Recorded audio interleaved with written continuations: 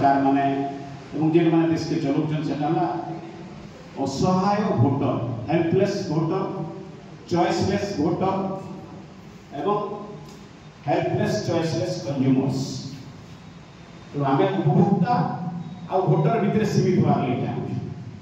अनेक समय जो कथा गणेश कहते जे बिना राजनीतिक चेतना गोटे नागरिक के मिल 18 वर्ष ऊर्ध्व होगा से नागरिक भोट दौर तो देश राजनीति विषय जदि से नहीं जानवा जे के राजनीतिक दल एजेंडा काना तार मैनिफेस्टो रे काना अछि तार माने देखा जाउथबा एजेंडा काना हिडन एजेंडा काना इज राजनीतिक एजुकेशन। पॉलिटिकली एजुकेटेड जदि गोटे लोक नहीं हवा से नागरिक नहीं से केवल भोटर हवा माने 5 वर्ष कि 4 वर्ष कि जेबे भोट है भोट नहीं हवा। तो राजनीतिक चेतना बहुत गुरुत्वपूर्ण। तो राजनीतिक चेतना जहाँ थिबा एवं जे छात्र माने संविधान पढ़वार सुयोग पाए भारत वर्ष लक्ष लक्ष